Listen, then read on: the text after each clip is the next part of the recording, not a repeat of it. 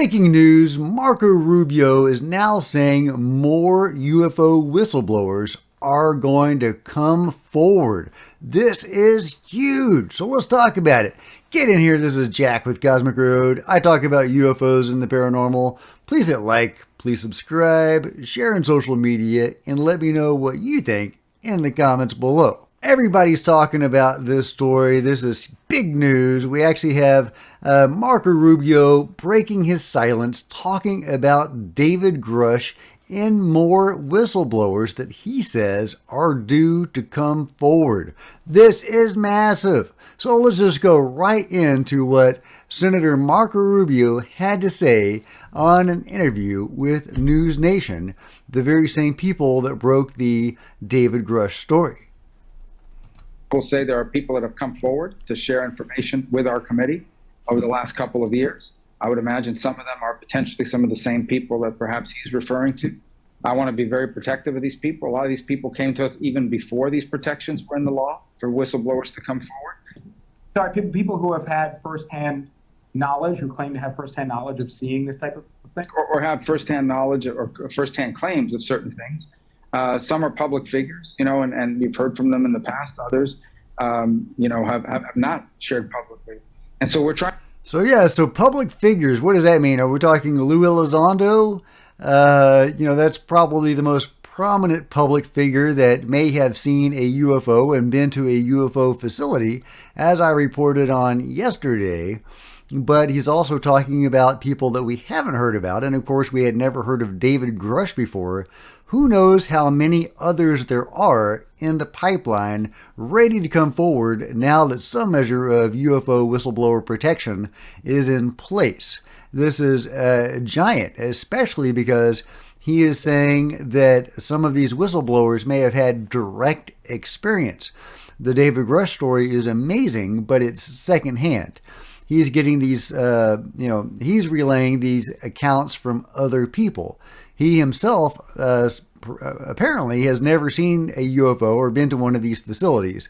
He knows the names of some of these programs and who is involved in them and where some of these locations are, where these facilities are, and these UFO crash retrieval programs and reverse engineering efforts.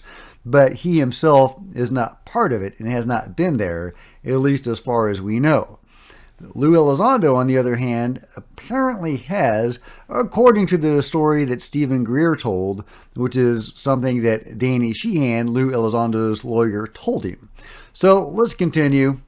Trying to gather as much of that information as we can, and the reason why I'm being cautious, not trying to be evasive, but I am trying to be protective of these people. Some of these people still work in the government, and frankly, a lot of them are very fearful of their jobs, fearful of their clearances, fearful of their career. And some, frankly, are fearful of harm coming to them. So that category of people. Yeah, that's not good that these people are so afraid. Some of them seem like they're willing to come forward, which is really encouraging. That means that the whistleblower protection is working to some extent, but obviously they're very frightened still, and they have reason to be. David Grush had his home broken into just recently. And apparently he has suffered other retaliation for coming forward as well.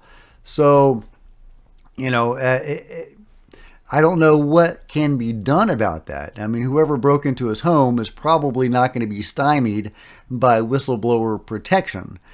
So, unless you can stop the control group from messing with people, I don't know how you can, protect these people unless you have round-the-clock security on them, or some sort of witness protection program or something like that. However, why when they, if the control group is as powerful as they seem, you would think they would be able to find out who those people are and where they are even then.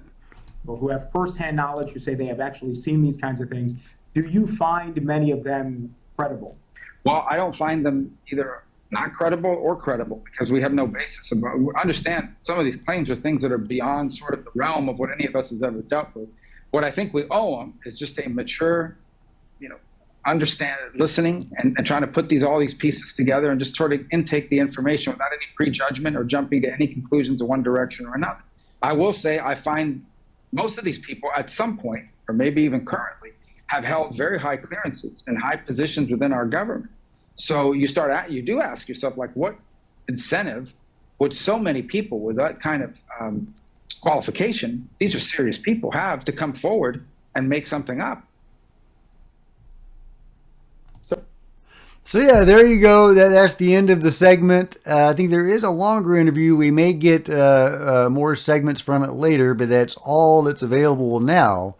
Marco Rubio talking about more whistleblowers coming forward, some that we have heard of, some that we haven't heard of. I think this is extremely exciting. People are already speculating about who these whistleblowers might be. Let's see.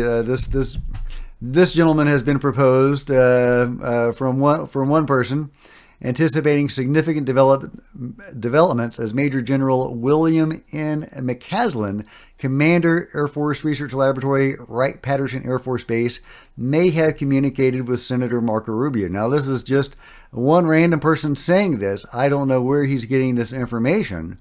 But Major General William McCaslin is an interesting figure, and he was, he seems like somebody who would be in the know. Yeah, Wright-Patterson Air Force Base, which is, as Ross Coulthart says, a veritable parking lot of UFOs. That's a direct quote from Ross Coulthart. And, I don't know what parking lot of UFOs means. David Grush talks about 12 UFOs that is in our inventory that we have in our possession, which is, not far off from the Bob Lazar number. When I think of a parking lot of UFOs, I'm thinking like 50, 100 or more. So, I don't know what Ross Coulthart meant by that. Maybe he was exaggerating a little bit. But either way, people are speculating about who these whistleblowers could possibly be. And, but yeah, this guy, he has served in a wide variety of space research, acquisition, and operations roles within the Air Force and National Reconnaissance Office. He commanded the Phillips Site of Air Force Research Laboratory and served as Vice Commander of Ogden Air Logistics in the Space and Missile Systems Center. So yeah, somebody that's involved in space research and also who worked at Wright-Patterson, which is a prominent spot in UFO lore, where some of these craft seem to have been taken either permanently or as a temporary place to house them until they were taken to more permanent facilities elsewhere, like Area 51. Or it could be that Wright-Pat is a permanent facility, and that may very well be the case. People who have been there say, oh, where could they store these things? It's all open. You can see where these things would be. Well, possibly underground. The deep underground military bases seem to be a real thing. I'm encouraged about the Marco Rubio story in part because it's getting some play. It's getting some mainstream media coverage. Here's The Hill. Congress doubles down on explosive claims of illegal UFO retrieval programs.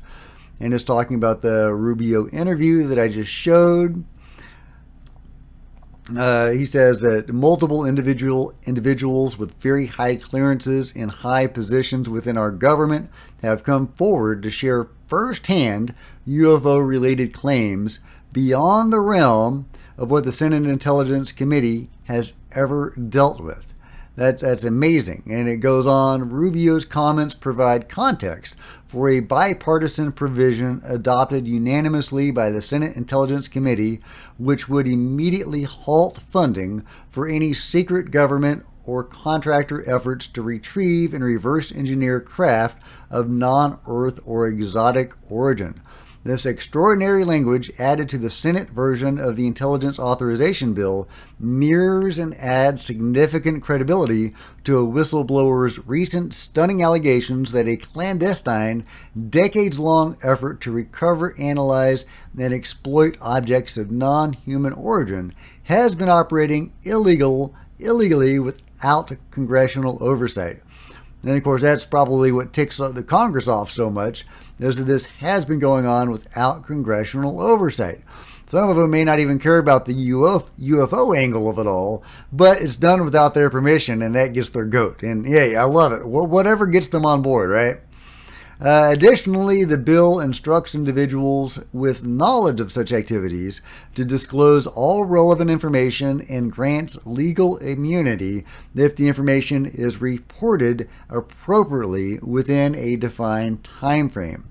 Moreover, nearly 20 pages of the legislation appear directly address recent events by enhancing a raft of legal protections for whistleblowers, while also permitting such individuals to contact Congress directly. So, this is great. This is getting national play now. Hopefully it'll be on, mainstream news, sites like Fox and CNN and MSM. Those have been slower to cover this stuff. The David Grush story did get a little play on that. I haven't heard, some of the recent news. For example, the leaked letter from the Canadian minister, which very clearly illustrates that there is a UFO crash retrieval program among the Five Eyes Alliance. Didn't get a lot of play. I mean, that's big news that got very little play. The David Grush story got some play, not nearly as much as it should have. The mainstream media is very slow to cover this type of news, which, might be very telling. What sway does the control group have over them? The control group is obviously very prevalent in the Pentagon, and the Pentagon is still denying all of this stuff. And, we will see if the mainstream news can start covering this in a more honest and transparent way. I, am hopeful that happens. We may have to reach a certain point, tipping point, where they begin to cover this more thoroughly. And now a break for our sponsor, me.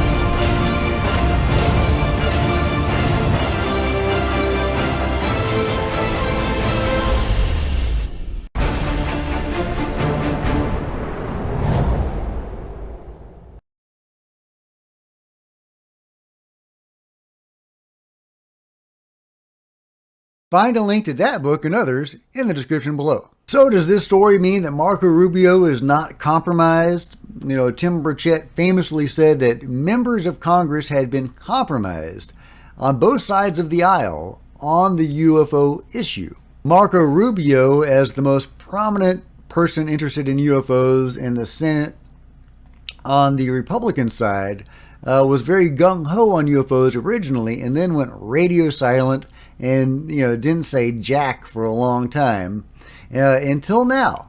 Now he's finally coming out on the David Grush story, and he's talking about these future whistleblowers. He's not saying they're credible.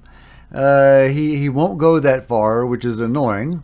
He does say they hold high security classifications, but he is not willing to go as far as to say they're credible. All he will say is that they at least deserve to be heard. So that's something. Does that mean that he is not compromised? Is he just giving lip service? Is he just doing the minimum? Well, I don't know. I'm kind of moderately encouraged by this interview. I really am. I think that he might be a sincere actor that is really trying to push this forward. As well, I still hold out hope for Senator Kirsten Gillibrand, who is also pushing things forward, trying to defund defund the control group essentially, and these special access programs that are being kept secret from Congress.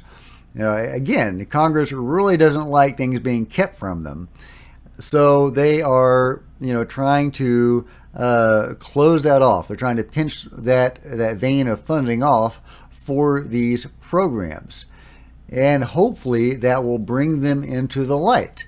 Will it bring them into the light? How much of that funding do they actually require? Does the control group have alternate means of funding? Lance Corporal Wygant, when he had his incident that I've covered a few times, he was under the impression that they were running guns and drugs to fund themselves. And that was again echoed a couple of weeks ago, in Dr. Stephen Greer's UFO Summit, where he had a whistleblower that was a military guy who was in Indonesia, where he saw weapons being loaded aboard what seemed to be a man-made UFO, or at least a human-operated UFO, guns, and also possibly people. So they're, if that's true, that's very alarming and disturbing. But it does seem to indicate it corroborates Lance Corporal Wygant's belief that may be the reality, and one way they are funding themselves. Would that provide enough funding to actually support whatever they're doing? Do they have even further methods of funding? Surely the tax dollars would help them, right? Surely that would be a blow if Congress was able to pinch that revenue stream off. Would that be enough to force some sort of transparency or disclosure? Time will tell. What do you guys think? Let me know in the comments below, and let me know who you think these new whistleblowers are going to be and what they are going to have to say. These are guys supposedly that have direct involvement with the UFO crash retrieval and reverse engineering program. That is enormously exciting. I can't wait to hear their stories and what they have to say, but we really do need some proof. We need some evidence. We need some videos. We need some hardware. We need to have these Congress people taken to these facilities where this is happening and get eyes on the UFOs and have a live media event where this takes place. After David Grush testified in a closed hearing to the Senate and the House, I don't see, giving his proof to those people about where these programs are located, there is no reason why the members of Congress aren't standing up atop a UFO right now with a live press conference saying, hey guys, look at this, it's a freaking UFO. I don't understand why that isn't happening. They seem to be very slowly and deliberately, pushing this forward. They are pushing it forward, but in a very slow, methodical way. Maybe that's just how Congress is, or maybe they're intentionally dragging their feet because they don't want transparency and disclosure. They're giving the control group enough time to hide stuff, which is probably what's going on. Maybe not. Maybe I'm way off base. What do you guys think in the comments below? Let me know your thoughts. And if you've enjoyed this video, please give me a big thumbs up. I sure would appreciate it. Smash the like button, smash the subscribe button, and the bell to be notified of future videos. Check me out on social media. There's Facebook and Twitter links below. I would love to see you guys there. There's plenty of other videos to check out on the channel, and I'll see you next time. This is Jack with Cosmic Road, signing out.